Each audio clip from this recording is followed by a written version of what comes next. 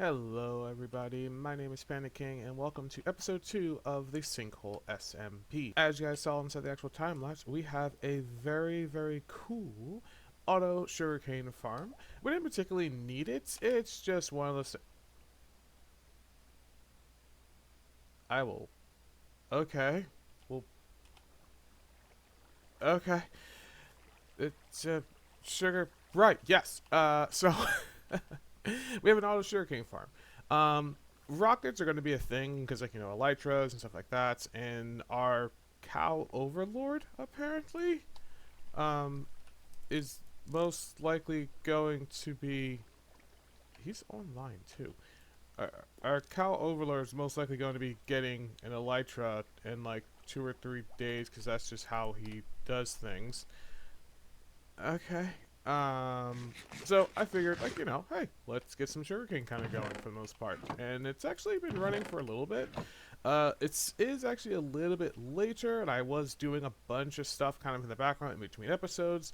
First and foremost, I now have an enchanting setup, which is freaking amazing and great. I also managed to actually go down, as you guys can kind of see on the right side. Now, originally, I was at the top with 40 diamonds, but then Danny was just like, hold my pickaxe, and, decided to just kind of go crazy with it.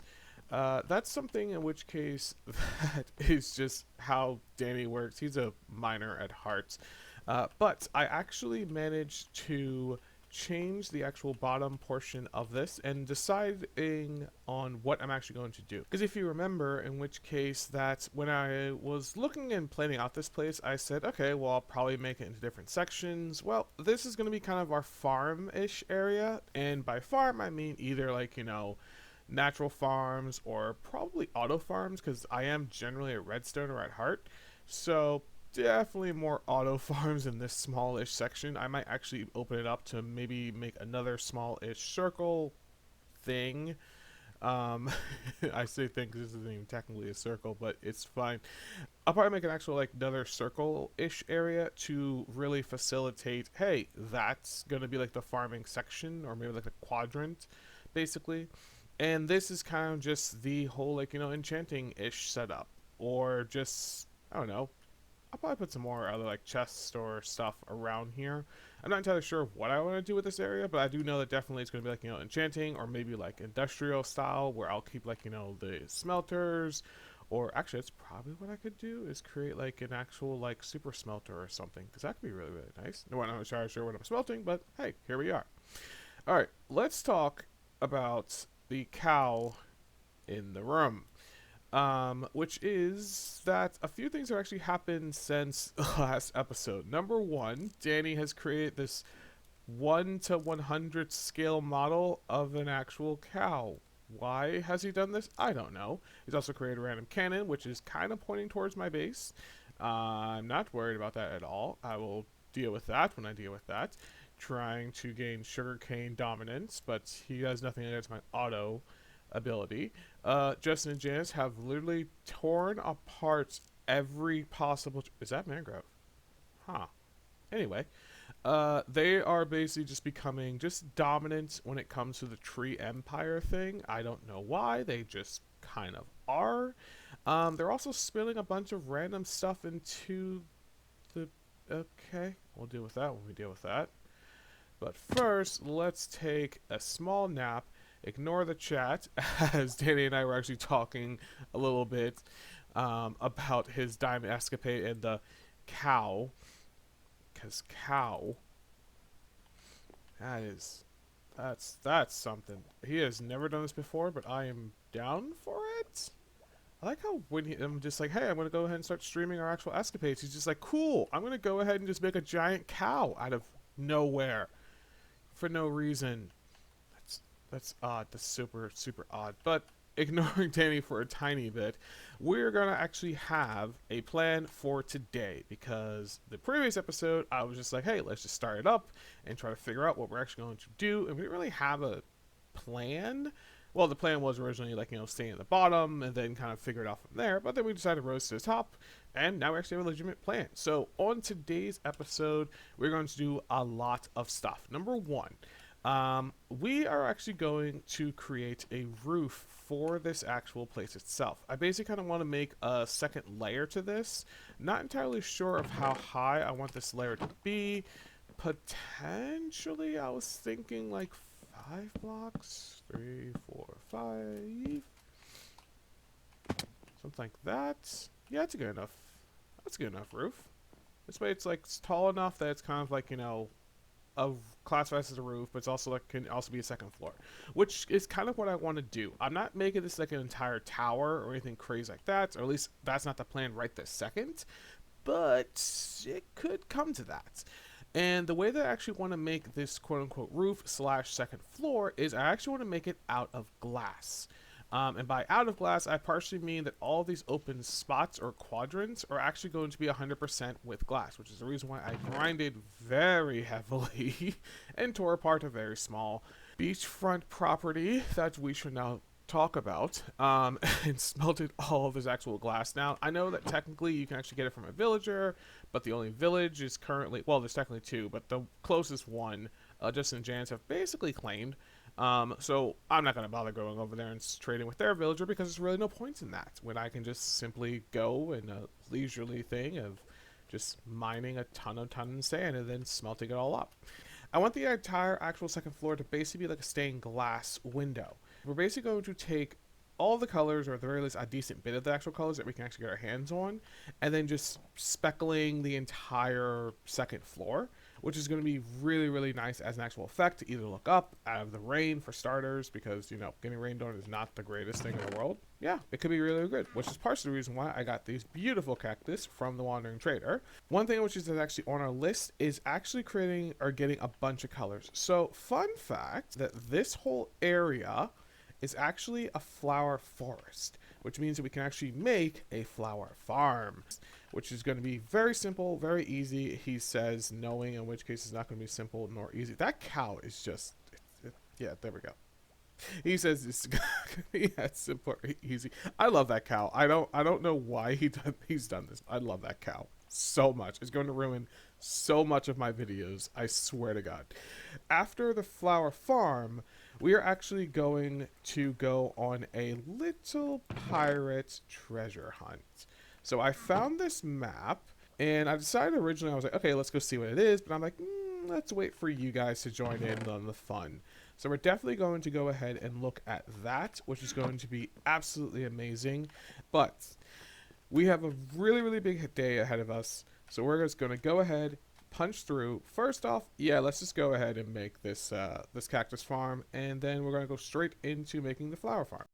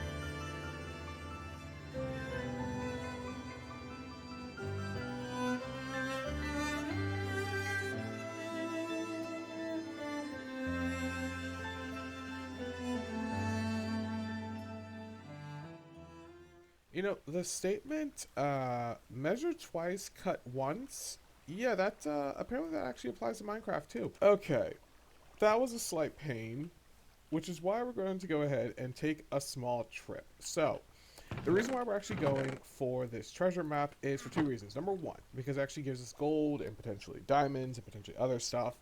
But more importantly, the conduit. So the conduit is actually something that you use in Minecraft, which you all should probably know by now, but it actually allows you to breathe underwater. What I want to do is basically take the conduits and throw it right there. Because conveniently, the spot that I actually made originally at the beginning of this entire adventure, this square here, which I have yet to actually get rid of, by the way, and I plan on probably not getting rid of it, I'm going to put a conduit right underneath it. It's basically the same-ish size as a conduit should be, or at least the framing of the conduit anyway, and that will actually give us water breathing quite literally probably the entire area now that I think about it. It shouldn't have any dead zones anywhere, maybe even a little bit further out towards that. Now granted, this is kind of out of order because I really wanted to get that flower forest up and running, but you guys just watched the time lapse, so let's just smash cut to roughly when I'm actually around finding the conduit. Oh, we're on the map. Nope, this way. It's probably there. Like, oh, we are. Nope, it's over here. Next to the jungle. Sorry, guys, I gotta say it. Welcome to the jungle, ladies and gentlemen. We've got fun and games. And more importantly, the most delicious thing on the planet bamboo. Huh, I've actually never made a sword before. That's hilarious. Fantastic. And then dig straight down. With our shovel, not our axe. So everybody says, Heart of the Sea. And this is exactly 100% what we're digging for. So swap this with this. So I don't know about you guys, but I typically will throw the map that led me here into... It gave me a sword. It's got jokes. Anyway, I will throw the map that actually led me here into the actual chest itself. This way it's just guarantees no one else realistically stumbles upon the map, just accidentally or anything crazy like that. Like, yes, I'll take your fish. Ta-da. Cool. So if anyone actually runs into it, they'll see that, and they'll be like, okay, cool, yeah, it's already rated. Sick. Now, here's a simple question, which I feel like anyone could answer. How do I get home? That being said, I am kind of willing to take the risk. It's a stupid risk. I highly recommend it. I'm probably going to die. But let's quickly take a risk. Alright, quick in and out. We'll go down, drink the freaking potion first. Awesome. Alright, go down, mine it, get out. And go.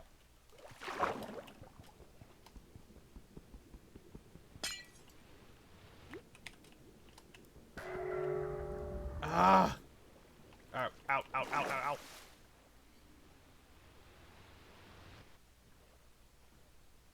ow. Ooh. Yeah, that's the... Yep. So with mining fatigue for 4 minutes, yeah, there's literally no point. Ah, home sweet home. The mining fatigue wore off. Alright. Not a bad trip. Not a bad trip at all. And we're gonna spread this as far as we can. But one cool thing is the fact that we now have the Heart of the Sea. And the cool thing with the Heart of the Sea is, like I mentioned before, it creates an actual conduit. Now, downside. We need Nautilus shells. And unfortunately, I don't know anyone who actually has any shells. I really don't think that anyone actually does. Potentially Janice, because she enjoys fishing, although technically we are on 119, so the fishing is just like, you know, fish at this point. So, but we've stalled long enough.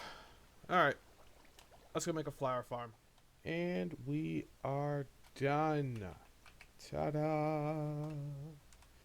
So, needless to say, flower farms are not new. It's something that's kind of been in the game for a while. I'm not entirely sure who discovered it or designed the first one, but since then people just been kind of designing all over the place.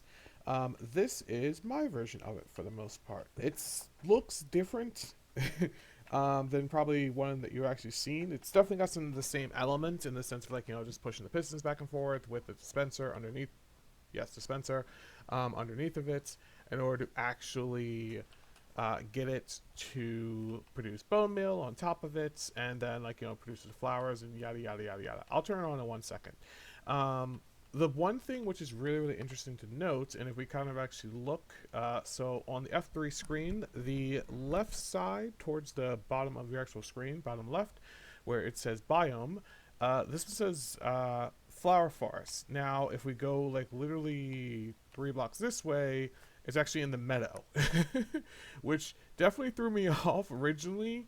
However, if we actually look inside of the actual square itself, which I basically outlined here, this is all 100% flower forest, so we don't actually have to worry about it, which means we're actually getting the biggest boost of what we actually can have, all at once. Now, how do you actually turn mine on? We basically just prime it like this, where we put a redstone dust on top of it, redstone dust down at the bottom. Before we do that, I should actually make a sign for myself to drop the music down all the way, or rather the master volume down to 0, because this thing is loud, because there's pistons just the entire time. So, this might not work the first time around, but I'm pretty sure it will, so let's just go. Yep. And that's kind of what I thought was going to happen. Huh. Please hold. After a casual 20 minutes. I love redstone. Okay. I think that's got it. I'm pretty sure that's got it. Side note, yeah, these are cute little maintenance shafts, which are not designed to be maintenance shafts, but hey, this is where we're at. Okay. Yeah. Fun fact, you can't actually crouch on repeaters. It's an interesting statement. That's a thing that happens. Okay. These legitimately, by the way, they're not actually maintenance shafts. They're just this way, if something, well, once it actually kicks off, and then it doesn't actually just fall down into the abyss, I can actually collect it, which is kind of nice. Okay.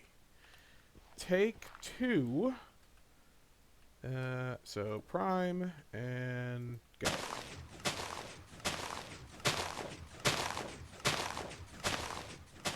Yep, it works.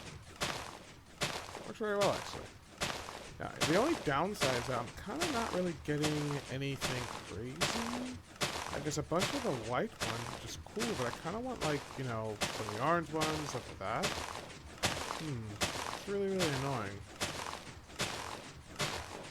So, in order to stop it, you basically just do a reverse order.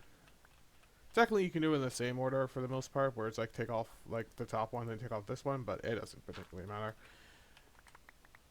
Run around, collecty. Ba, ba, ba, ba, ba. So these guys we already had in our inventory for the most part, but we did get a disgusting amount of these. Jesus, what did these turn into? White? Oh, light gray. Huh. Interesting. I feel like let's just go with the stack. Then we'll just burn the rest. That's a very large area. Let's go with 2 stacks. And then we'll just burn the rest. By burn, I mean we throw into the feeder so we can maybe get some potential output of it. Cool. So, the downside is checking the actual how much bone meal we actually have. We do have to kind of dig down, and it should be able to just barely reach. So 24. So why don't we just let this run, and I will go ahead and just start collecting all the flowers around there, and then bring you guys back in once I'm done. Or rather, once the bone mill's empty anyway. And we're at a bone mill. Yeah. And what's even worse, so this is all it really provided. 8 pinks, 8 of the whites, 2 of the reds. It's bad news bears. It's bad news bears all the way around. We're going to need a much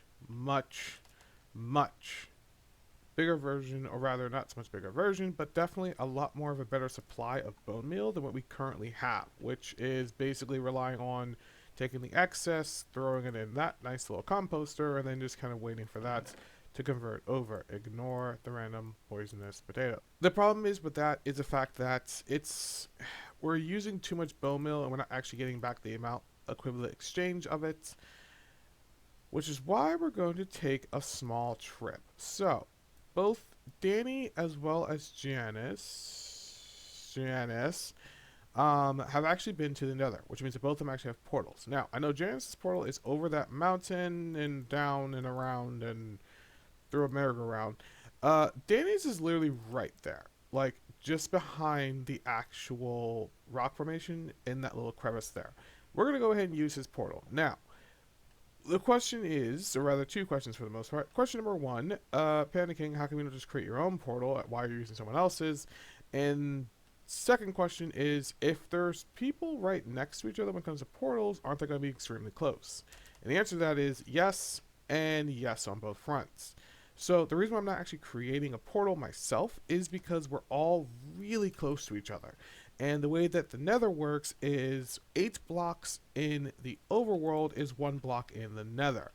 And although this might seem like a decent distance between us, case in point, Danny's portal is right there and her portal is way over there, in the Nether, it's basically only like 10 blocks away. Like, it's extremely close. So if I were to create my portal, it would basically just be a useless principle and it would just ruin all of the portals everywhere. Which is what I'm not going to. I'm just going to instead use Danny's for the most part. So we're going to go and leave this, gear up, and by gear up I mean, yeah, maybe I'll get a chest plate. Maybe I'll take a sword. And maybe I'll just go in blind. Sure, let's go in blind.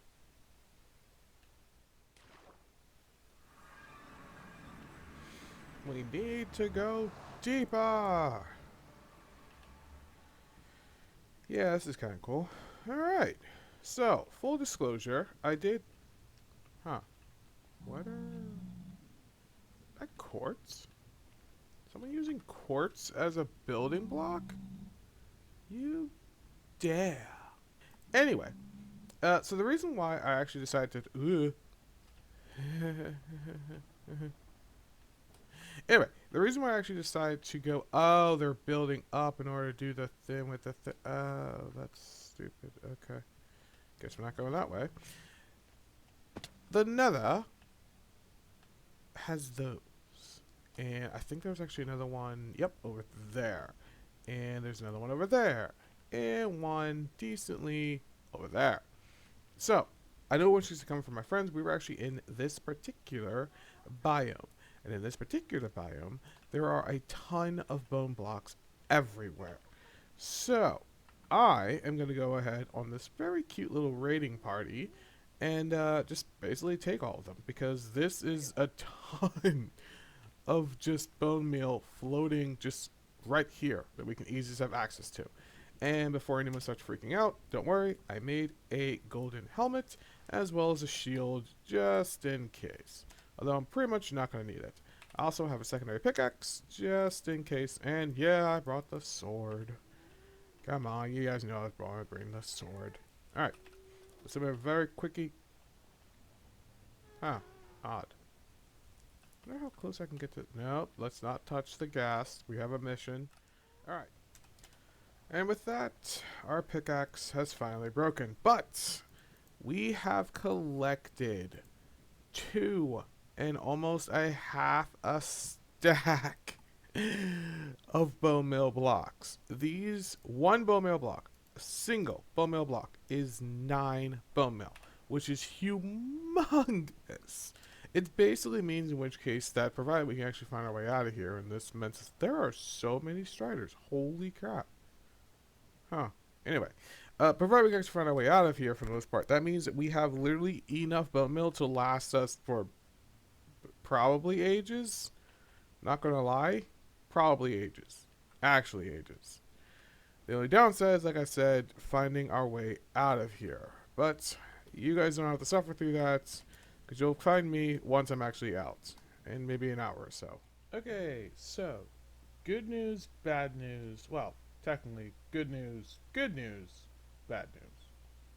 The good news is, in which case, that I actually managed to get out of the nether without dying. So, yay. And even better news is the fact that because of how much we actually got, we actually managed to fill this entire thing with bone meal. We're talking like full-blown 64 blocks all the way around, which is great. But you guys can kind of see that some of them are missing because I was actually testing the system again. The reason why I was testing the actual system is to see if exactly this is a proper flower forest. So, here comes some of the other good news, which is that the system actually works. Then we get to the bad news. I'm in the wrong spot. So, although this is technically a flower forest, indicated by the bottom left-hand side of your screen where it says biomes, it turns out flowers themselves are different when they actually grow. And I can actually demonstrate this just by grabbing some bone meal, like so. So, we know what's actually going to show up here. We actually bone meal this, and we get roughly a bunch of these white ones, and occasionally some of the red ones. But if we go like literally over here, we'll get some of the green ones, none of the actual white ones for the most part. If we drop down here, random chance, there it is, we'll get some of the green or orange ones again into the actual white ones, orange ones up here. But if we actually travel all the way over here to roughly about here-ish, we'll notice in this case that we'll get a lot of the other colors that we actually kind of sort of need. So what I have to do now, and oh Jesus, I gotta move our entire contraption. Literally, it's not even that far. It's about like 20 blocks, but even still, it's like I have to move it, man. Like I just built it. But this spot actually does look really good because we're actually able to get some of the red ones, and if I actually set up roughly around here, we'll be able to get both the red as well as red. We'll get some of the red. I did it again. Wow, that's hilarious. Red and orange, and maybe if I set up here-ish, we could also potentially get some of the double ones, but I'm not really worried about the double ones right this second. Okay, I'm not gonna have you guys struggle through watching me tear this thing apart and then rebuild it again. So we're just gonna go ahead and snap cut till I actually finished it, and proof of concept that is actually working.